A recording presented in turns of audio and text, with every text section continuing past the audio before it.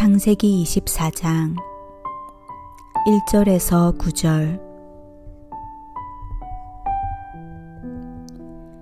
아브라함이 나이가 많이 늙었고 여호와께서 그에게 범사의 복을 주셨더라.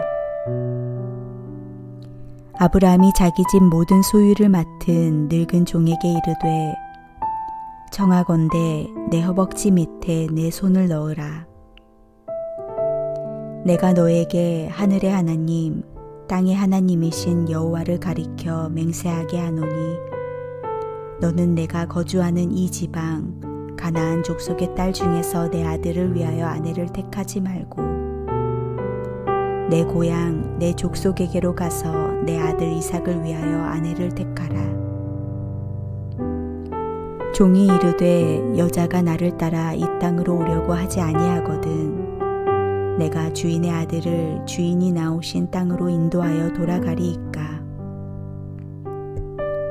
아브라함이 그에게 이르되 내 아들을 그리로 데리고 돌아가지 아니하도록 하라. 하늘의 하나님 여호와께서 나를 내 아버지의 집과 내 고향 땅에서 떠나게 하시고 내게 말씀하시며 내게 맹세하여 이르시기를 이 땅을 내 씨에게 주리라 하셨으니 그가 그 사자를 너보다 앞서 보내실지라. 내가 거기서 내 아들을 위하여 아내를 택할지니라. 만일 여자가 너를 따라오려고 하지 아니하면 나의 이 맹세가 너와 상관이 없나니 오직 내 아들을 데리고 그리로 가지 말지니라. 그 종이 이에 그의 주인 아브라함의 허벅지 아래에 손을 넣고 이 일에 대하여 그에게 맹세하였더라. 창세기 23장은 사라의 죽음이, 25장은 아브라함의 죽음이 기록되어 있습니다. 24장에서는 그 가운데 혈통을 잇기 위해서 이삭의 아내를 구하는 이야기가 전개되고 있습니다. 이 장에서는 아브라함, 이삭, 야곱의 12아들이라는 족장사의 흐름에서 두 번째 족장인 이삭의 이야기가 본격적으로 시작되고 있습니다.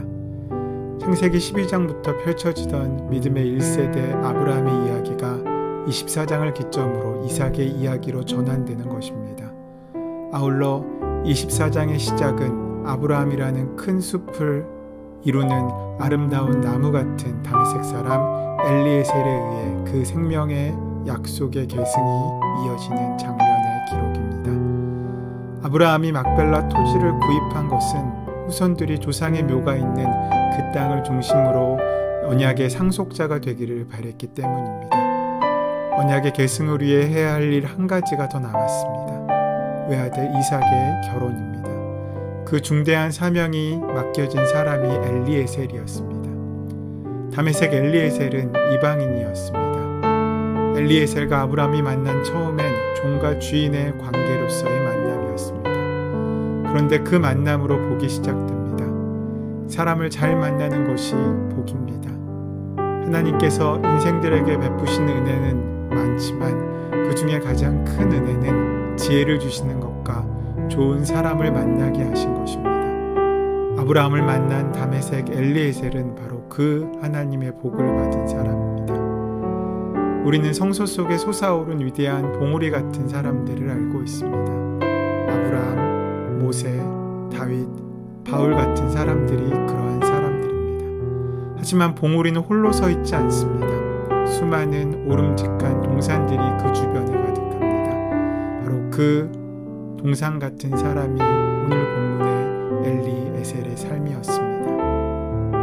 아브라함이 한 일 가운데 하나가 사람을 키우는 일이었습니다.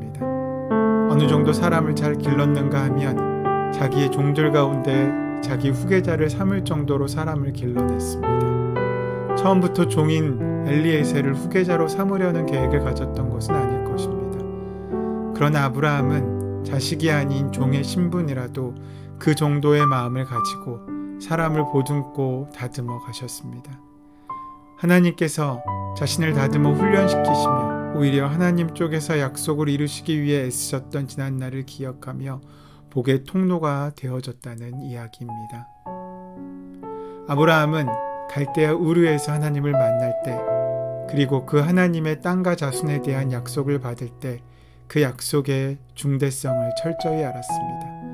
그 사실을 알았기에 그 먼 길을 떠날 수 있었습니다. 이제 그러한 하나님 약속의 중요함을 알고 있던 아브라함은 한때 자식 대신 그 자손에 대한 약속을 이어갈 후계자로 생각할 만큼 잘 훈련된 다메섹 사람 엘리에셀을 지목했습니다. 아브라함은 318명의 종들을 길렀는데 엘리에셀은 그 가운데 한 명입니다. 우리는 아브라함이 사람 키우는 일을 아주 잘해왔다는 것을 기억해야 합니다. 그 사람이 누군가를 알려면 주변에 그 사람으로 말미암아 영향을 받고 자라난 사람들이 있는지를 보면 알 수 있습니다. 주변의 사람들은 우뚝 솟은 누군가로부터 영향을 받고 그로부터 교육되어지기 때문입니다. 그래서 그 정도의 위치에 있는 사람은 이러한 문제를 인식하고 책임을 져야 합니다. 이 또한 하나님께서 사명자들에게 맡기신 소중한 일입니다. 부모가 자녀를 잘 길러내는 것은 하나님께서 맡기신 일입니다. 교회에서 성도들이 잘 길러내지는 것, 학교에서 제자들을 잘 길러내는 것도 우리의 사명입니다.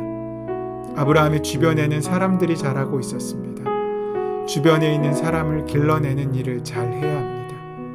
우리는 어떻게든 가족들이나 자식들만 길러내려고 합니다. 사울이 그의 아들 요나단만 어떻게 하든 잘 되게 만들려고 하다가 그 인생을 망쳐버렸듯이 말입니다. 그런데 아브라함은 다메섹 엘리에셀이 자기 혈통이 아닌데도 불구하고 잘 길러내는 모습을 봅니다. 아브라함은 한때 산속자로 삼으려고 했던 다메섹 엘리에셀에게 한 가지 사명을 맡기게 됩니다.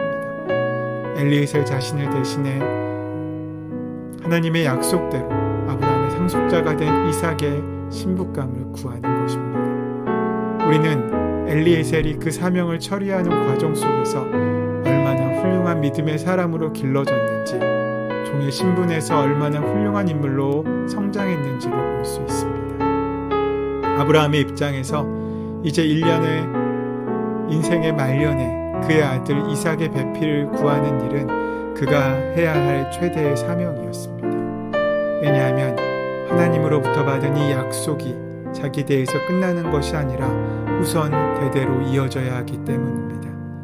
이 일은 집안 대사라는 측면도 있지만 한편으로는 매우 중요한 하나님의 사역이기도 합니다. 하나님의 중대한 이 일을 이루기 위해서 신분상으로는 종과 주인의 관계이지만 믿음의 동역자라고 할 수 있는 믿음 안에서 형제된 다메섹 엘리에셀을 부르며 이 일을 맡깁니다. 아브라함은 지금 살고 있는 가나안에서 신부감을 찾지 않고 그의 고향에서 신부를 찾을 것을 명령합니다. 그 이유는 먼저 종교 문화적인 배경 때문일 것이고, 두 번째는 나그네로서의 정체성 때문일 것입니다. 가나안 사람이라면 하나님의 인도하심보다는 익숙한 그 땅의 풍습을 따를 것이기 때문입니다. 만약 신부감이 가나안으로 오지 않으려 하면 어떻게 해야 하냐는 질문에 아브라함은 놀라운 신앙의 경지를 보여줍니다. 이삭의 혼인 문제에 관한 하나님의 뜻을 하나님의 약속에 비추어 분별하면서도 하나님께서 다르게 행동하실 수 있음을 고백하고 있는 것입니다. 하나님은 말씀하시고 인도하시지만 삶의 모든 일을 지시하시지는 않으십니다. 만약 시시콜콜한 모든 일을 우리에게 지시하신다면 우리는 그 상황을 감당할 수 없을 것이고 건강한 성장도 없을 것입니다. 하나님께서 드러내신 명석팡명한 계시에 비추어 상황을 이해하고 선택하고 행동하는 것이 하나님과 동행하는 백성의 바람직한 모습입니다. 아브라함이 하나님께서 약속하신 복과 소명을 따라 아들의 혼인 문제로 숙고했듯이, 또 그 믿음의 동역자인 엘리에셀이 그 약속을 이루기 위하여 주인의 고민과 결국 하나님의 고민에 숙고하였듯이 우리의 삶 가운데는 하나님께서 원하시고 우리의 삶을 통해서 이루어야 할 우리의 사명이 분명히 존재합니다. 그 사명을 온전히 이루고 붙잡고 살아갈 때 우리는 복된 하나님의 백성으로 성장할 수 있을 것입니다.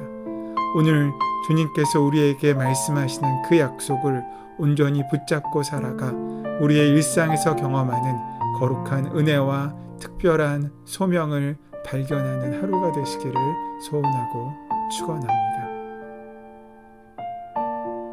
우리를 인도하신 하나님, 우리의 일상을 하나님 나라의 복음에 비추어 분별하고 행동하는 하나님 나라의 백성이 되게 하여 주시옵소서. 주님께서 우리의 삶을 주장하실 줄 믿사오며 감사하며 예수님의 이름으로 기도드립니다. 아멘. 이제 다 함께 주신 말씀을 붙잡고 묵상하며 마음에 심고 이 말씀을 우리의 삶 가운데 이루시기 위하여 힘을 얻는 귀한 기도의 자리에 함께 하시겠습니다. 함께 기도하겠습니다.